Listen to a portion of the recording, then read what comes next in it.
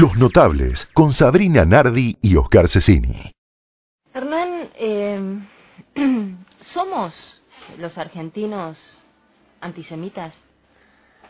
Hablar de los argentinos como antisemitas es para mí demasiado fuerte.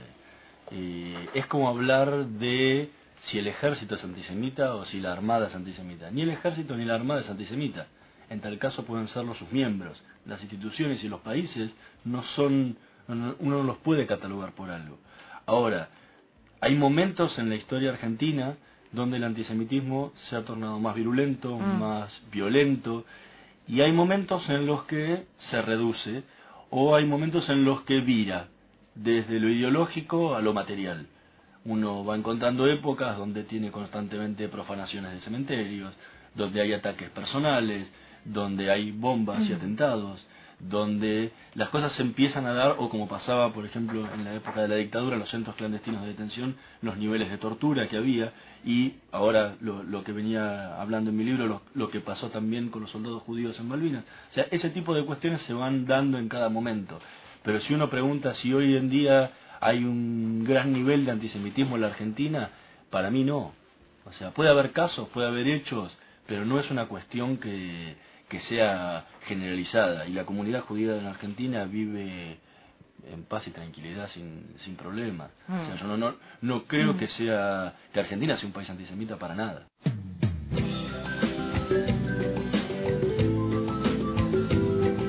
Los Notables. Hernán, ¿qué pasaba con los soldados judíos? Decís en el libro, claro, es muy difícil decir cuántos soldados judíos participaron de la guerra de Malvinas. No se sabe, por lo que había explicado un poco antes, no hay un padrón de veteranos de guerra judíos. Pero no, además, no hay una asociación de veteranos de guerra judíos donde uno puede decir están nucleados y puede existir. O sea, hay que empezar a buscarlo. Pero además vos contás algo interesante en el libro que tiene que ver con uno de los soldados que lo hacen ir con otro apellido. Sí, o sea un apellido que no es judío, digo, pide Fernández. que lo reemplazara. Pero más allá de eso, es muy difícil saberlo. Uno puede empezar a intuir por ciertos apellidos, pero los judíos sefaradíes, o sea, los que vienen de la zona de los países árabes o antiguamente de España, tienen apellidos indescifrables. Claro. Hay uno de los veteranos que se llama apellido Crudo, y es judío. Y andé a encontrarlo. O sea, yo me lo encontré porque justo tengo un colega en el diario Perfil, donde yo colaboro, que también que en ese momento trabajaba en el diario y es veterano de guerra de Malvinas, y me dice, sí, Crudo estuvo conmigo en la misma compañía. Entonces ahí lo fui a buscar por ese lado, pero a ese lo hubiera pasado. Si yo tuviera que leer el padrón de los veteranos hoy, lo paso por encima, porque nunca se me hubiera ocurrido por ahí que podría ser o no. Entonces fue un trabajo mucho más complejo todavía, porque no era buscar veteranos al azar, sino que tenía que buscar algo muy puntual dentro de miles y miles de casos. Y afortunadamente toda esta cuestión de los contactos que aún mantienen cercanos y la tecnología que permite que uno mande un mensaje y le llegue a todo el mundo, permitió de que muchos empezaran a aparecer y que otros veteranos me empezaran a decir, sí, mira, yo tuve un compañero, yo lo conozco a este, o es compañero mío en la asociación de veteranos de acá, de allá. Entonces eso me permitió empezar a llegar. Yo llegué a un número, hoy en día con algunos que se sumaron después de la investigación, estamos en 33. Seguramente ahora, había más. Yo calculo que no serán menos de 45, seguro, y todos los días me sorprendo porque siguen apareciendo casos. Han aparecido ahora 2 casos porque la AMIA le va a estar haciendo un homenaje a los veteranos judíos el próximo jueves, el 19, a las 6 de la tarde. ¿Primer homenaje? Institucional, sí, el primer homenaje se lo hizo la comunidad de Betel hace poco, pero el primer homenaje institucional se lo va a hacer 30 años después. 30 años. Y el tema es que, bueno, ellos mandaron su mailing, y obviamente tienen un poder de convocatoria mucho más grande que cualquiera de nosotros, y apareció un veterano que está viviendo en Estados Unidos y viene especialmente al homenaje el jueves, y hay otro que está en Brasil. O sea, imagínate que encima es más difícil. Yo encontré uno que vivía en Israel, ahora vive en Nueva York, 2 que viven en España. O sea, es una cosa muy difícil de saber y de ubicarlos. Hernán, y en los testimonios. Sí. ellos, digo, porque acá tenemos a Julio, a Rubén, ellos están contando lo que vivían ellos como soldados. ¿Qué pasaba si además era judío? Bueno, los veteranos de guerra judíos pasaron las mismas cosas que pasó cualquier veterano. O sea, los padecimientos desde los estaqueos, los maltratos, el hambre, el frío, lo pasaron todos igual, estaban todos en el mismo lugar. El tema es que si por ahí con algunos se agarraban por alguna cosa en especial, con el judío aparte se agarraban porque era judío. O sea, recién contabas el caso de que vos habías ido a buscar comida y te habían estaqueado por eso. Al judío le podían hacer exactamente lo mismo si lo agarraban en la misma. Pero si no lo agarraban en ninguna, lo maltrataban porque era judío. Solamente por el antisemitismo que tenía ese oficial o ese suboficial que le había tocado a cargo ese soldado. Entonces eso lo hacía una cosa particular, porque para mí cualquiera de todos los maltratos que han sufrido ellos, todos los que sufrieron maltratos en Malvinas, es totalmente irracional. Porque es irracional cualquier maltrato a cualquier persona en cualquier momento. Pero en medio de una guerra, donde están todos defendiendo exactamente lo mismo, y donde ese soldado, encima, puede estar defendiéndolo. Perdón, ¿estaban defendiendo todos exactamente lo mismo? ¿Ustedes qué sienten? No, estoy hablando de los soldados. Los soldados sí. Estaban defendiendo todos lo mismo. Los soldados sí. Y los militares, y muchos de ellos también, o sea, estaban haciendo las mismas cosas. Y encima ese soldado, en un ataque, en algún momento, iba a tener que defender a ese suboficial o a ese oficial, estarlo estaqueando y matándolo. Ahí, era una locura. O sea, era una locura doble al maltrato normal de cualquier cosa.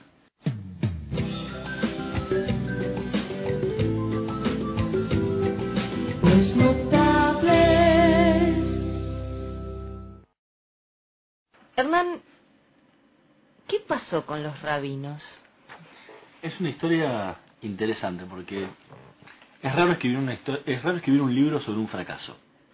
O sea, todos tratarían de escribir algo sobre una cuestión de éxito.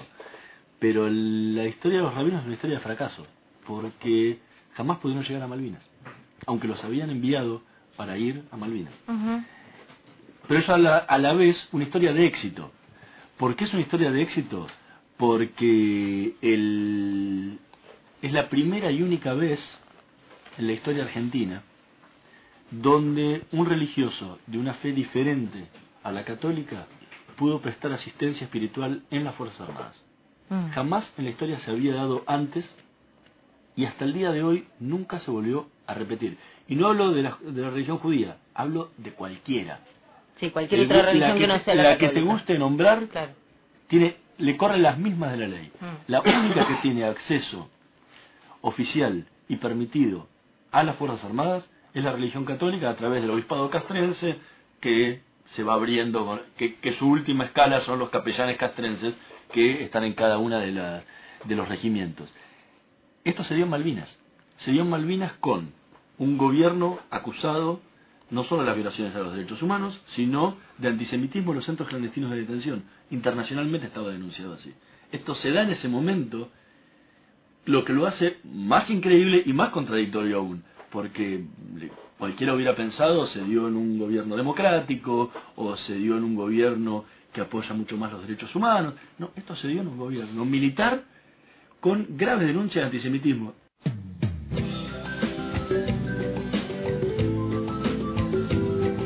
Los notables.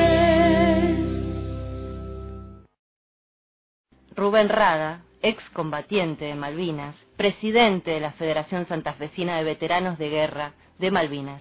Mirá, a mí nunca me estaquearon.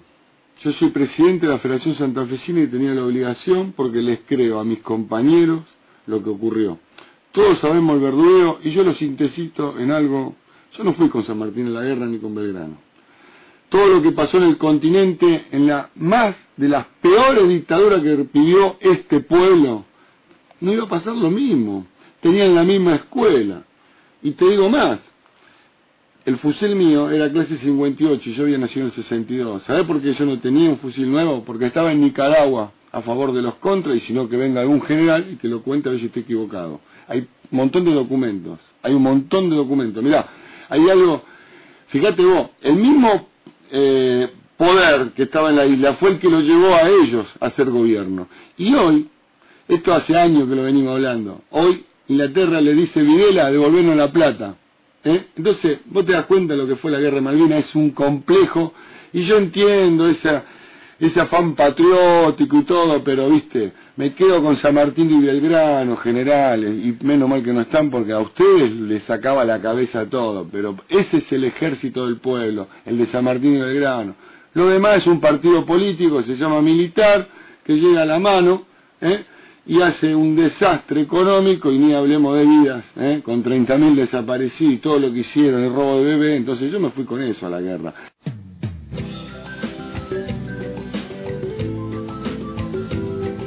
Los notables. Y vamos a sumar a la charla a otro ex soldado veterano de Guerra de Malvinas, Alberto Fernández, también denunciante en la causa federal por torturas en Malvinas. Alberto, y estamos hablando, decíamos que vos sos una parte muy importante en la causa federal por torturas en Malvinas, porque ¿a vos te enterraron en la arena? Sí, yo no tengo bien preciso la fecha, pero supongo que debe haber sido entre, no sé, 8 o 9 de junio, porque a los pocos días después se llegó la rendición.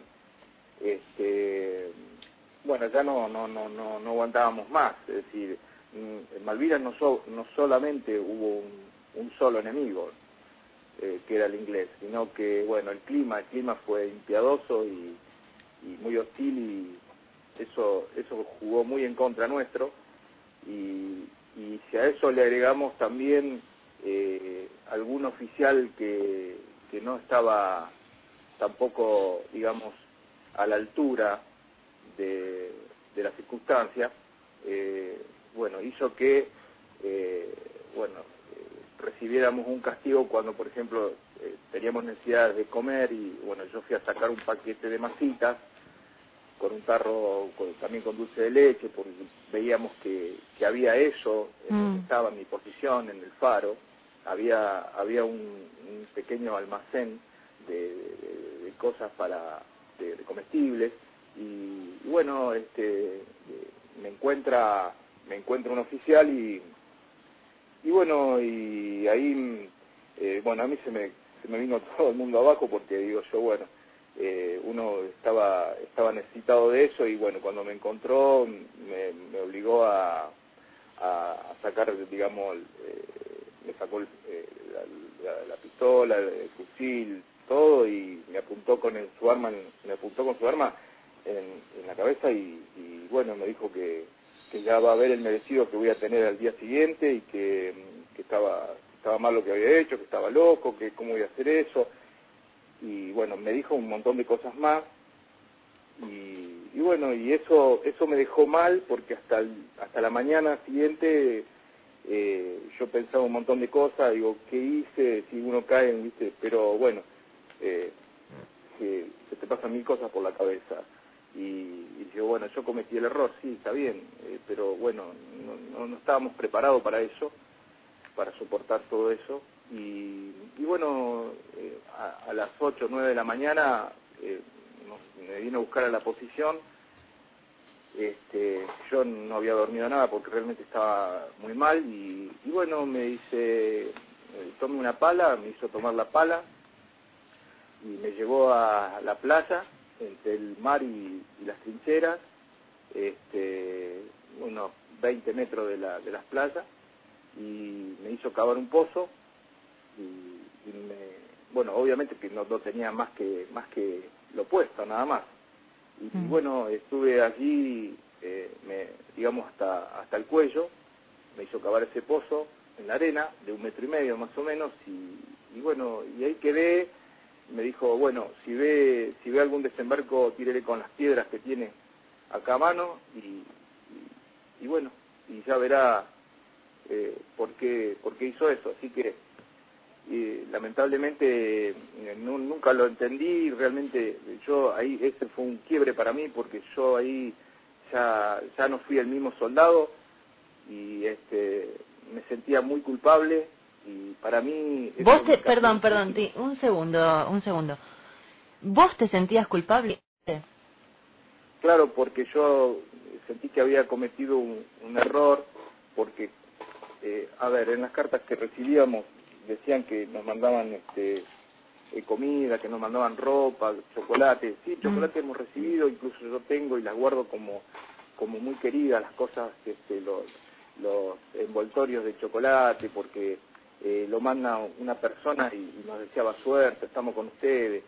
Y decían que mandaban comida y todo eso, y bueno, ¿y cómo puede ser que decían que nos mandaban comida y a nosotros no nos llegaban? Entonces, esas cosas que, viste, nunca entendí, y yo creo que había comida, pero estaba mal distribuida, muy mal distribuida, y bueno, y entonces eso duró más o menos 24 horas o un poco más tal vez, porque casi al mediodía del día siguiente... O sea que te tuvieron un día enterrado. Exactamente, sí, un día, digamos, enterrado. Y te puedo asegurar que, no sé qué cosa peor puede ser, porque se te pasan... Si yo en esa noche se me pasaron 1000 cosas por la cabeza en el pozo, no te imaginas las cosas que te pueden pasar por la cabeza. Decir, ¿para qué estoy vivo? ¿Para qué estoy acá? ¿Por qué estoy acá? ¿Qué pasó? ¿Qué está pasando? Es decir, no entendés nada, ¿viste? Es decir, te sentís la peor persona.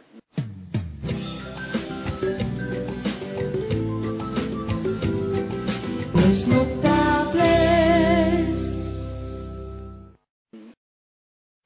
La hemos nombrado a lo largo del programa. Ella es Natalia Niewieski-Kwiat y es autora de este libro, Lágrimas de hielo, torturas y violaciones a los derechos humanos en la Guerra de Malvinas. Quiero preguntarte, ¿qué te pasó aquella primera vez que pisaste las islas? En primer lugar, yo era muy chica y la primera vez, debo confesar que aunque hoy suelo recibir ciertas críticas, la primera vez fui más nacionalista en el sentido de esto nos pertenece, británicos mala onda. Hablo del año 96. Hoy día yo miro a las islas con quizás de manera más analítica y menos sentimental, lo que no quiere decir que me emocione el tema, porque vivo a diario. Malvinas tiene algo raro, que es que una vez que entras al tema, siempre está abierta Malvinas, o están abiertas para que uno las aborde desde 1001 lugares, no solo porque cada hombre que fue a las islas es una historia en sí misma, cada soldado es una historia por contar, sino porque Malvinas es una historia que sigue por contar. Que seguimos contando, claro. Natalia, se me termina el tiempo, pero no quiero despedirte sin preguntarte. En todos los testimonios que incluye Lágrimas de hielo sobre torturas y violaciones de los derechos humanos en la Guerra de Malvinas, ¿cuál fue ese que si podés brevemente puedas describir hoy, el que más te impactó o el que más te llegó? Tuve 3 o 4, en realidad, no uno solo, y era por etapas, y que tienen que ver en realidad con la virginidad del relato, en el sentido de que eran personas que no estaban acostumbradas y que de verdad contaban con la frescura de quien es escuchado por primera vez. Eso, bueno, Silvio, a quien llegué por Daniel Rusticane, Silvio Katz. Silvio también, a través de Silvio me pongo en contacto con una persona que vive en Uruguay, que ha sufrido mucho, que es su compañero de idas al pueblo, y que se llama Carlos Mialfi. Carlos Mialfi sufrió horrores, la guerra, golpizas, quebraduras de huesos, meadas de la tropa, y lo peor de todo, un estaqueo con una granada en la boca durante horas, y la mentira de un certificado del ejército que dice que sufrió heridas en un accidente.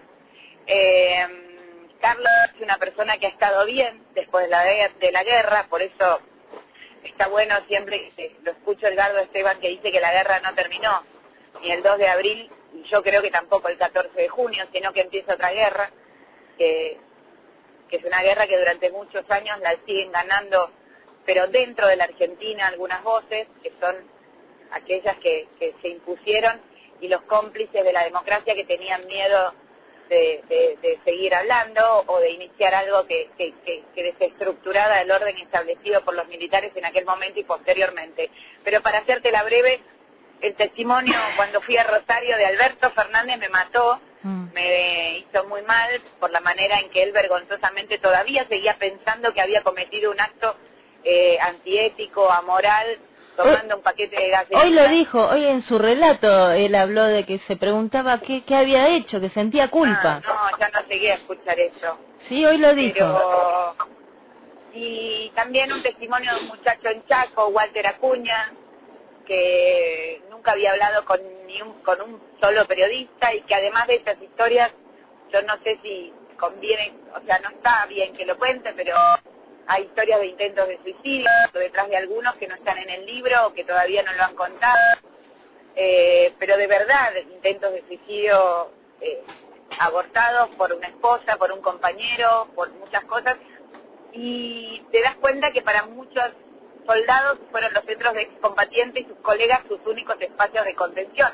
Por eso uno ve hoy tanto que son muy especiales y que la identidad de Malvinas los antecede por detrás, digamos, por delante de muchas otras situaciones que no me anteceden a mí como mujer, quizás de una cierta generación. No soy de la misma generación, pero no tengo muchos años menos, o a generaciones pegadas a ellos que no fueron a Malvinas, pero a ellos los ves donde Malvinas son Malvinas. Entonces, y bueno, tiene que ver con esos 74 días que la sociedad argentina olvidó lo que fue un infierno, una pesadilla o gente marcada para toda la vida con algo que no se puede eludir. La cuestión es que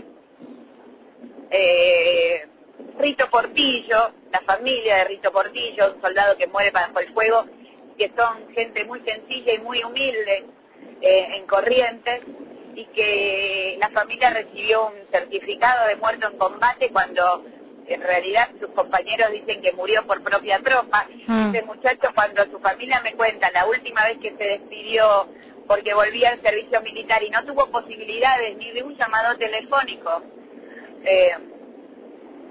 para avisar que se iba a Malvinas, ni siquiera a una guerra, porque muchos la mayoría no supo a dónde iba. Bueno, son testimonios conmovedores que te vas curtiendo.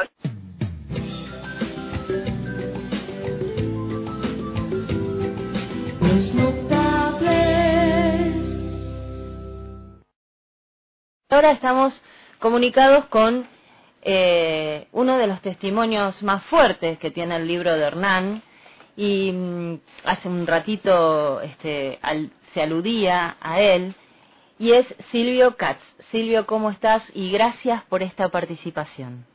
No, gracias a ustedes por el llamado, un abrazo a Hernán, a Rada del Centro de Veteranos y a Más también, un abrazo enorme.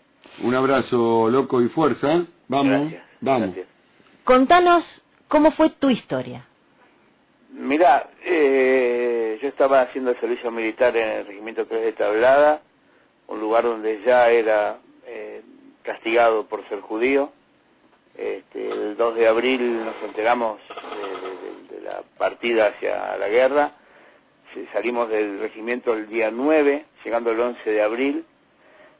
Una guerra normal para todos, o sea, un desastre, ¿no? Hasta que, bueno, el oficial a cargo de donde estaba yo empezó a aburrirse de los días como venían y empezó a usar la tortura.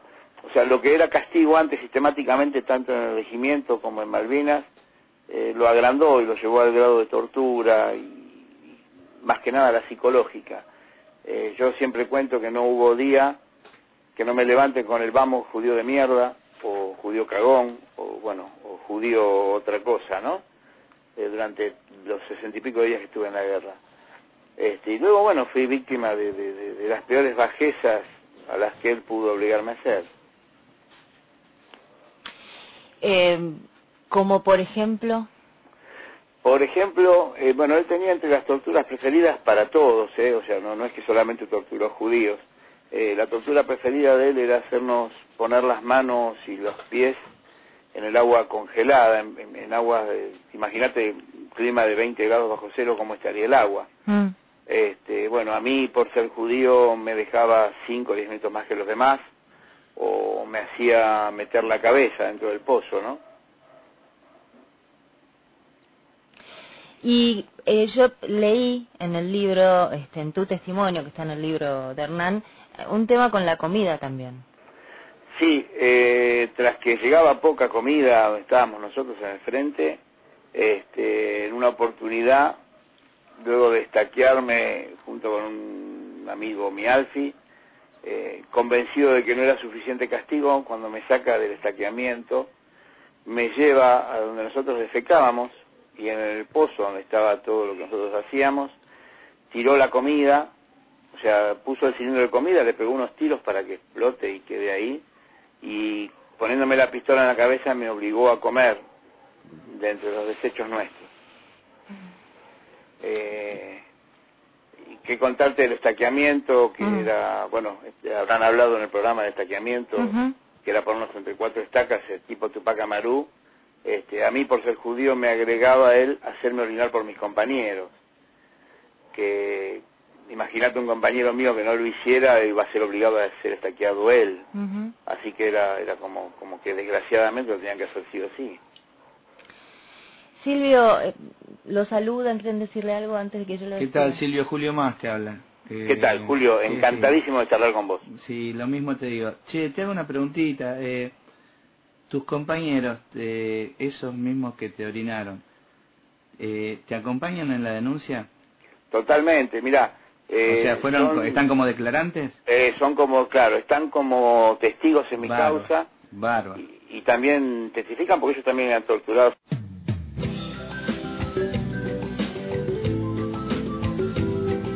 There's no